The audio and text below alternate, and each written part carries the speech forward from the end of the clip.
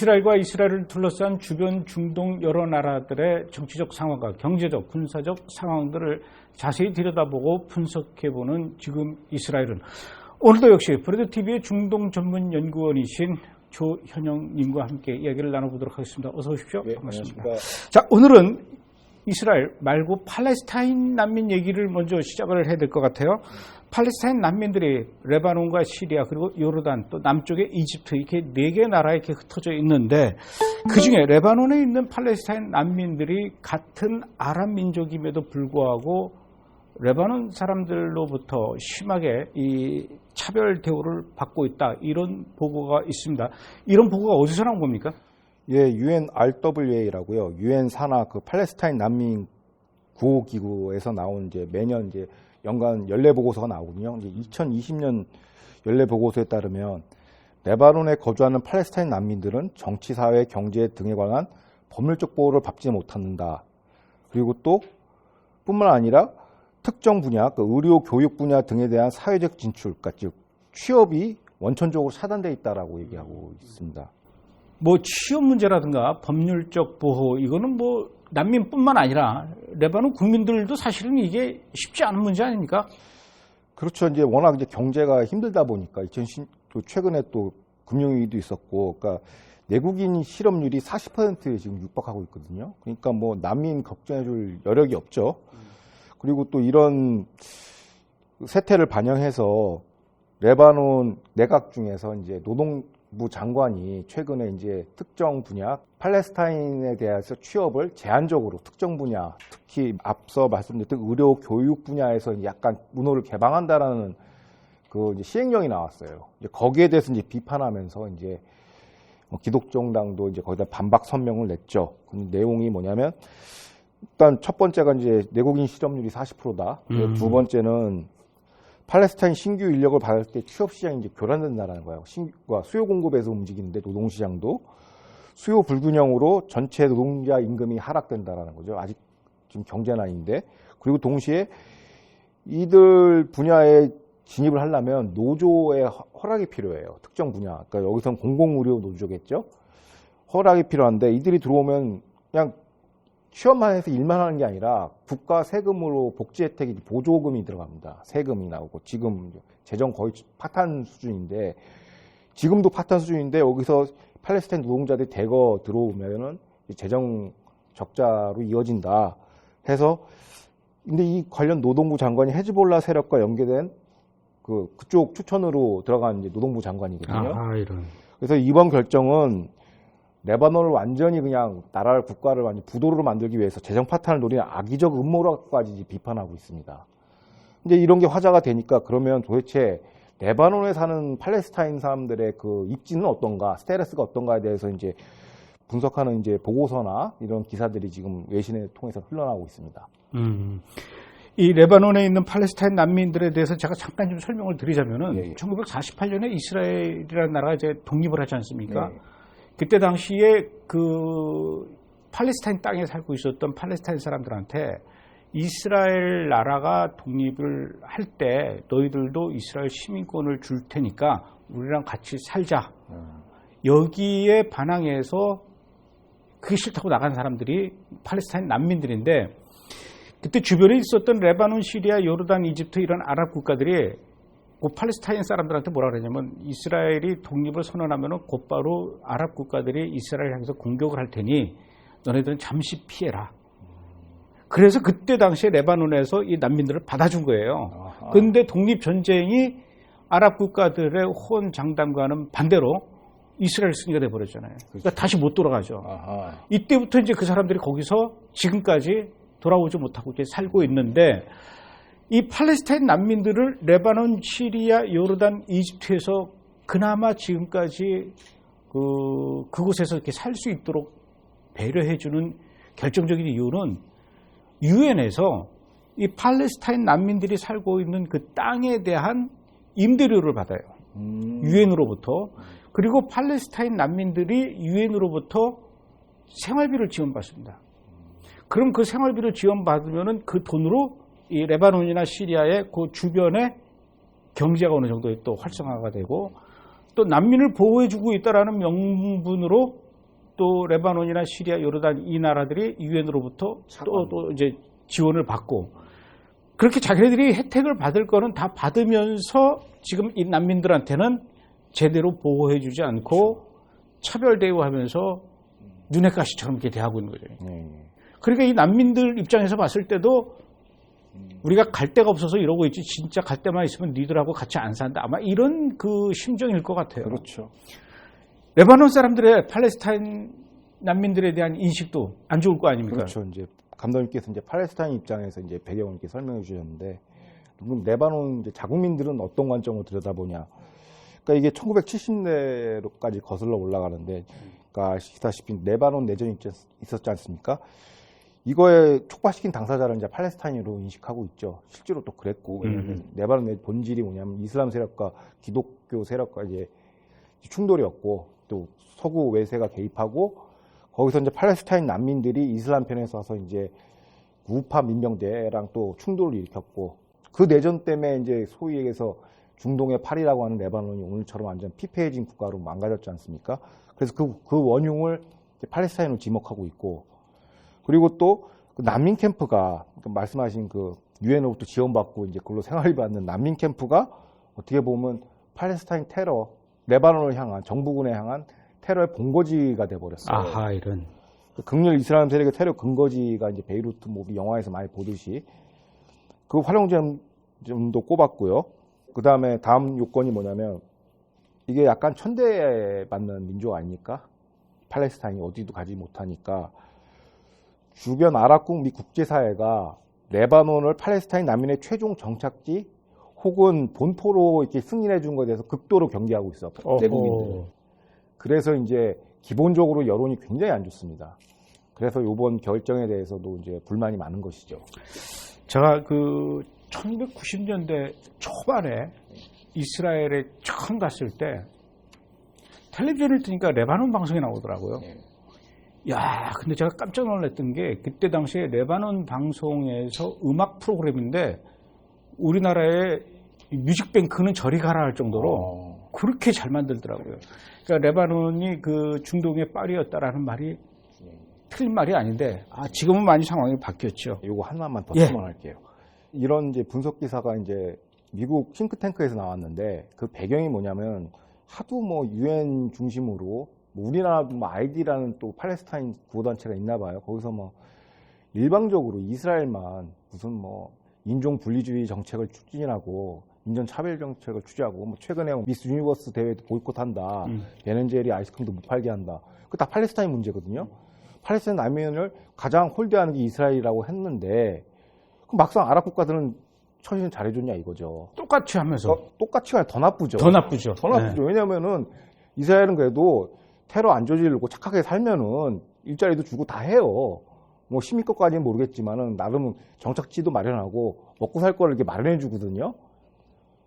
그런데 이쪽 오히려 아랍 국가는 진짜 말씀하신 그거 약간 생활보조금 받아가지고 자기네들 먹고 살고 얘네들 그냥 돈 안 쓰고 악덕 업체처럼 행동하고 있다는 얘기입니다. 그래서 우리 시청자 여러분들은 이 이중성들을 국제사회에 나오는 이중성들을 좀 분별 있게 좀 보시라 해서 이 기사를 소개시켜 준 겁니다. 제가 조금 전에 말실수를 한 게 이스라엘하고 레바논 사람들하고 뭐 똑같다라고 이렇게 얘기했는데 사실 그게 아니라 레바논 사람들이 팔레스타인 난민들을 향해서 그렇게 같은 민족임에도 불구하고 차별 대우를 하고는 있지만 이스라엘은 오히려 이 팔레스타인을 위해서 뭔가 더 도와주려고 그러는 것 같아요. 사실 어떻게 보면은 이스라엘하고 가장 지금 이 눈엣가시 같은 마음에 안 드는 그리고 전쟁도 치르고 있는 그 가자지구 하마스 쪽. 하마스는 밉지만 그래도 가자지구에 있는 팔레스타인 일반 시민들은 그래도 이스라엘이 좀 도와야 되지 않는가 아마 이런 생각을 했던 것 같아요. 전력난에 시달리고 있는 그 가자지구를 위해서 카타르하고 유럽연합하고 팔레스타인 자치기구하고 그리고 가자지구의 그 발전소하고 이렇게 4개 컨소시엄으로 그 이스라엘 앞바다에 있는 해전에서 기름을 뽑아서 가자지구로 들여보내는 이런 송유관 작업을 이스라엘 정부가 지금 주도하고 있다. 이런 얘기가 있더라고요. 예. 최근 26일 날 이스라엘 현지 언론 보도에 따르면요. 말씀하신 것처럼 이제 팔레스타인 자치기구하고 카타르하고 그다음에 EU 해가지고 이제 이스라엘 그 해저 유전에서 이제 가자지구까지 그 송유관 파이프 건설을 이제 합의를 했다고 합니다. 그 사업 규모는 6천만 달러 규모고요. 파이널 시그니처를 한 거예요. 그러면 이제 이게 2018년도부터 이스라엘 양해 하에 이게 이루어졌거든요. 근데 그동안 하마스와의 갈등으로 이제 지지분해하다가 최근 들어서 이제 완전히 이제 승인을 했죠. 그래서 지금 왜 그러냐면 말씀하신 것처럼 가자지구 내에 그 발전소라는 게 디젤유를 쓰고 있거든요. 환경 오염도 안 좋고 그리고 그 화력도 약해가지고 하루 12시간 이상 운행을 못 한다고 그래요. 전기 공급이. 그래서 근데 디젤로도 이렇게 발전소가 덜 하나 보죠. 옛날에 졌던 거니까 그만큼 노후했다는 거죠. 그러니까 열 효율도 떨어지고. 그러니 얼마나 거기서 공해가 많이 나오겠어요. 내온도 거의 우리 수준으로 그냥 미세먼지 나오겠죠. 주기적 정치적 사태가 있으니까 좀 약간 이제 일반 민초들을 위해서 가자지구에 거주하는 이제 팔레스타인 주민들을 위해서 이제 이런 통 큰 해법이 나왔습니다. 그래서 나름 명분이 있는 게 이제 뭐 탄소 배출량 요즘 뭐 친환경 기후 변화가 대세 아닙니까? 그래서 탄소 배출량을 이제 6%로 저감시키고 저감시킬 수 있는 거는 디젤유에서 이스라엘산 천연가스를 쓰기 때문에 가능한 것이죠. 예, 그래서 뭐 앞으로는 지켜봐야겠습니다만은 이제 이 사업을 이제 사인을 했으니까 뭐 공사 자체는 그렇게 힘든 공사는 아니고 이제 정치적 주변의 정세 상황에 따라서 이제 사업이 이제 급속도로 갈 수 있고 늦춰질 수도 있고 이렇게 좀 예측 불허의 상황이긴 한 것 같습니다. 현지 언론에 따르면. 자, 그런데 이 정도면 진짜 이스라엘 정부를 향해서 가자지구가 고마워해야 함에도 불구하고 이게 또 딴짓을 해요. 하마스가 이스라엘을 향해서 이 하마스 안에 있는 여러 가지 이렇게 무장 조직들이 여러 개가 있나 봐요. 연합해서 합동 군사 훈련을 또 하고 있다면서요. 예, 이게 이제 지난 12월 26일 날 이스라엘 언론에 보도가 됐는데요. 그 가자지구에서 활약하는 이제 12개의 정파가 있습니다. 무장 정파가. 와, 12개나 돼요? 예. 그래서 여기서 이제 가장 큰 맏형이 이제 하마스죠. 하마스가 이제 창건 34주년을 맞이해서 그 예루살렘 방패 훈련을 이제 실시한다고 26일 날. 그래서 한 7, 8일 정도 열흘 안짝으로 이제 한다고 공식 발표를 했습니다. 이 안에 이제 참여하는 이제 정파들이 이제 우리가 지난번 가자지구 5월 달에 있었던 장벽의 수호 작전에서 이제 심심찮게 이름이 나왔던 팔레스타인 이슬라믹 지하드, PIJ, 이 정파들도 이 합동훈련에 참여한다고 그래요. 그래서 뭘 위해서 참여하느냐. 하마스하고 같이 훈련을 참여해서 대이스라엘 반격 훈련을 이제 한다고 발표를 하고 있습니다. 은혜를 원수로 갚네요. 그렇죠. 그러니까 해줘도 소용이 없어요.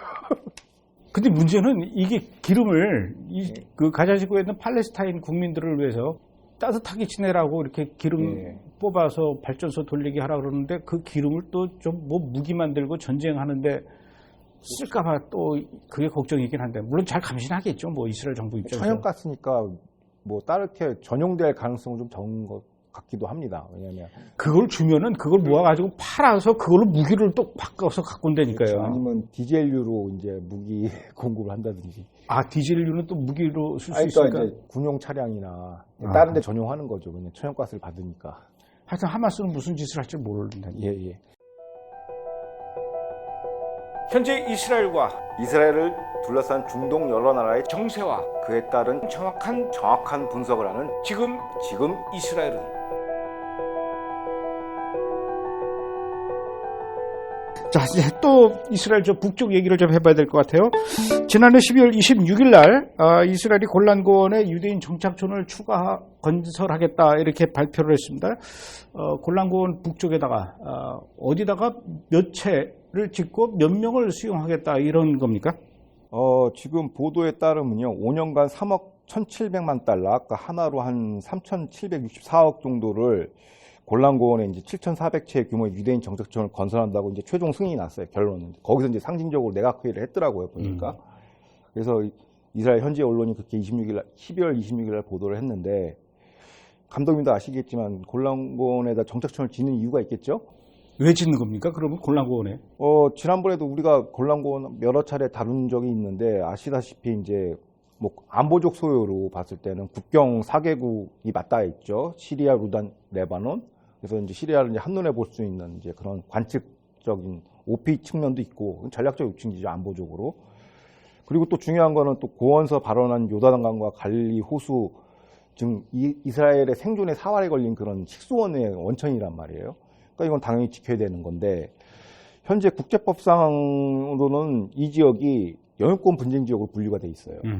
그럼 뭐 영유권 분쟁 지역이니까 국제법상 베네트 총리가 했던 정책이 뭐냐면 우리나라 독도랑 똑같아요. 우리 맨날 영유권 분쟁 있잖아요. 우리 땅인데 그거 갖고 이제 문제 제기를 하면은 그러면 실효 지배를 입증해라.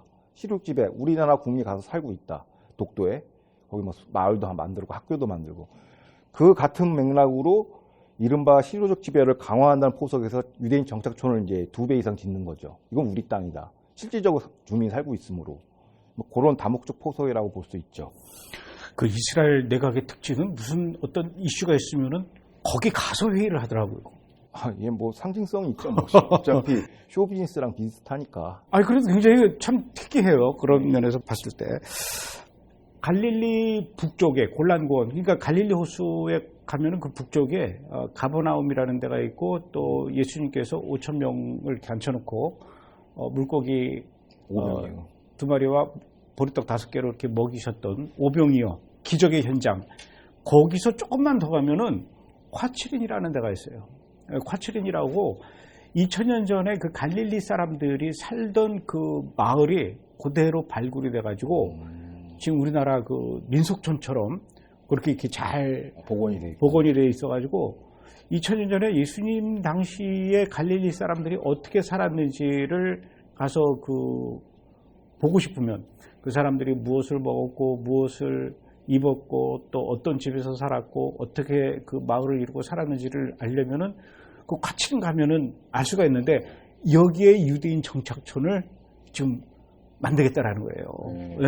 저도 지리적으로는 잘 모르겠는데 이른바 그 2019년에 이제 트럼프 대통령이 이제 승인을 했지 않습니까? 골란고원은 이스라엘 땅이다. 거기서 트럼프 하이츠가 그 동네입니까? 그 동네입니다. 예. 그래서 그 동네 가면은 정말 예전에 그 시리아 사람들이 살았을 때와는 상상을 할 수 없을 만큼 지금 많이 변했죠. 왜냐하면 유대인들이 이제 관리를 하면서 거기를 이제 신도시처럼 쫙 해놨기 때문에. 그런데 거기가 예전에는 그 시리아 사람들이 있을 때 군부대가 있어가지고 높은 언덕이다 보니까 높은 언덕에 그 시리아의 포대가 갈릴리 호수에 살고 있는 그 유대인들, 그 디베리아라고 하죠, 성경에서는. 거기 유대인 마을로 툭하면 미사일을 날렸거든.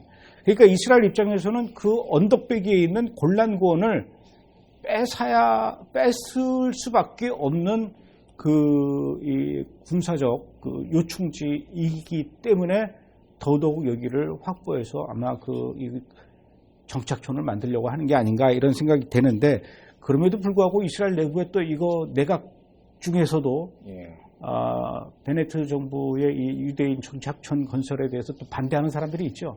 예, 아무래도 이제 그 무지개 연정이다 보니까 무지개 연정 말이 좋아서 섞어찌개죠. 근데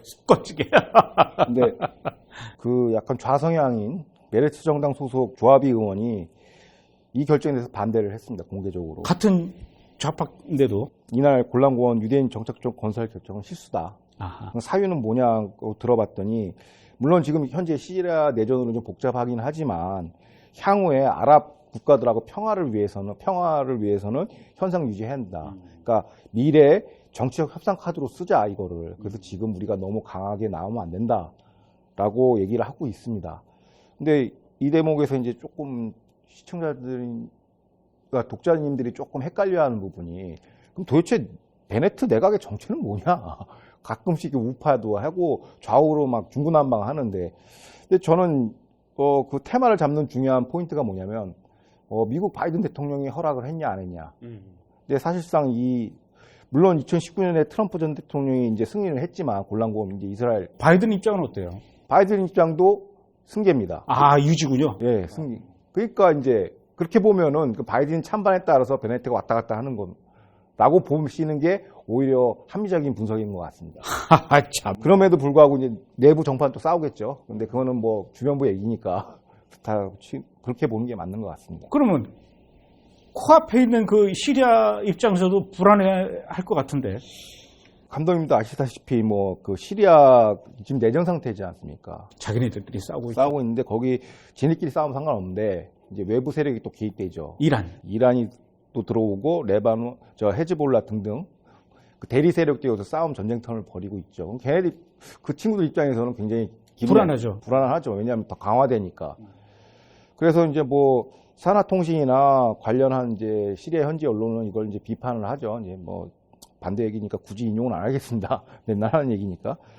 그런데 이제 여기서 시리아가 중요한 게 뭐냐면 헤즈볼라, 레바논도 그렇고 이 지역에 있는 라타키아 항이라는 그 항구가 있거든요. 거기서 이제 모든 군수 물자 이게 들어와요. 이란의 군수 물자가. 그래서 이제 거기서 이제 헤즈볼라 쪽, 레바논 쪽으로 공급되고 시리아 내전에 쓰이고 이런 역할을 하고 있는데 이거를 이제 이스라엘 공군이 가서 폭격을 했습니다. 이달 들어 이제 두 번째죠.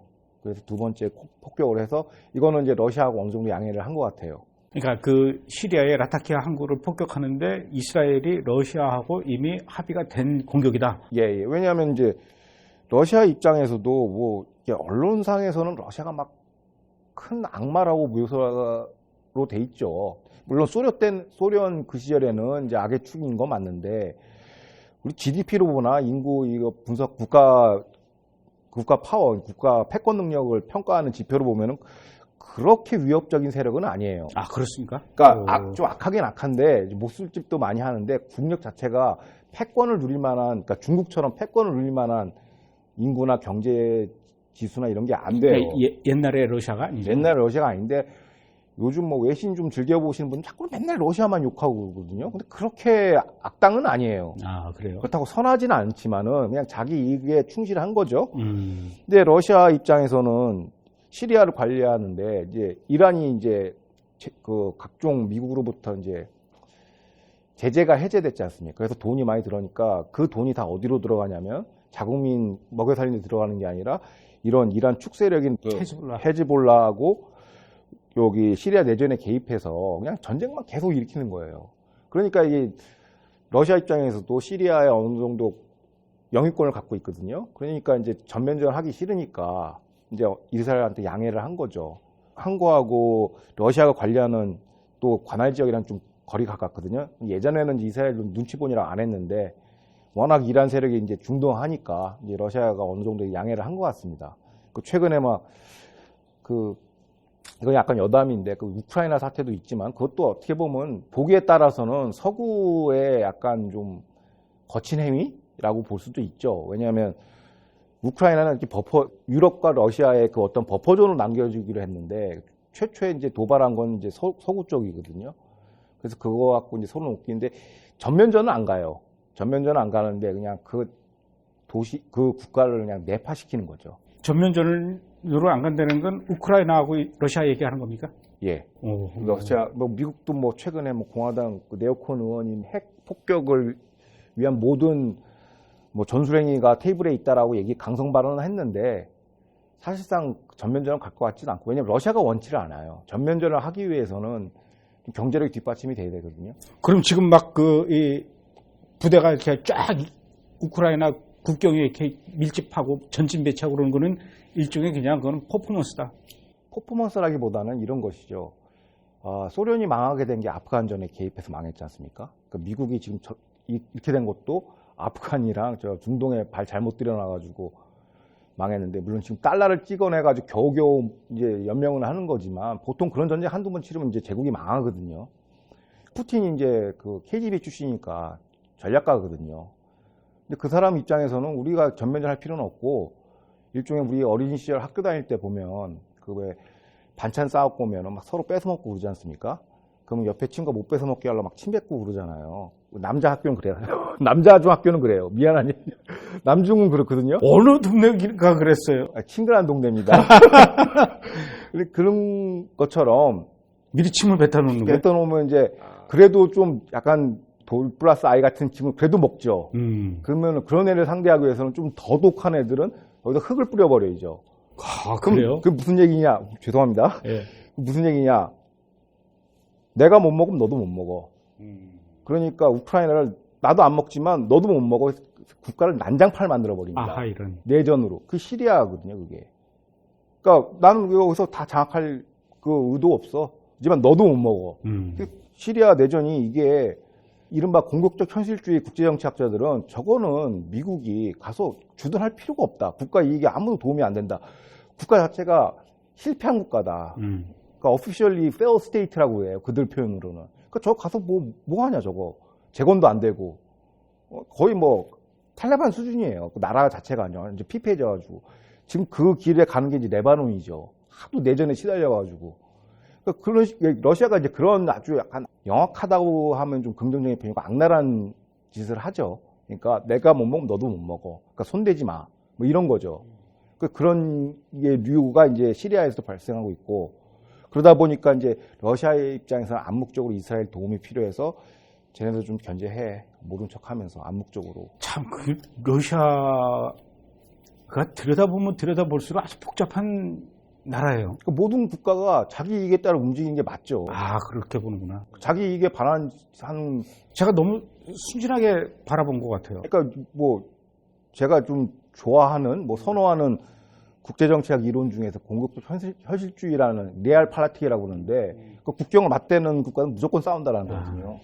조금 전에 그 우크라이나를 향한 그 러시아의 침략과 흑부르는 얘기는 좀 지저분했지만 그래도 이해는 아주 쏙쏙 되는 그런 그렇죠. 표현이네요. 잘 하고 있어요, 그렇게 보면. 아, 그렇게 진짜 하고 있네요. 푸틴이 굉장히 영리하거든요. 근데 바이든 대통령이 자꾸 이상한. 어쨌든 그 이스라엘이 그 골란고원에다 유대인 정착촌을 지을 것을 이제 발표하면서 동시에 시리아 라타키아 항구에 그냥 공격을 쫙 러시아에 양해를 구하고 했다. 이렇게 보면 되는 거군요.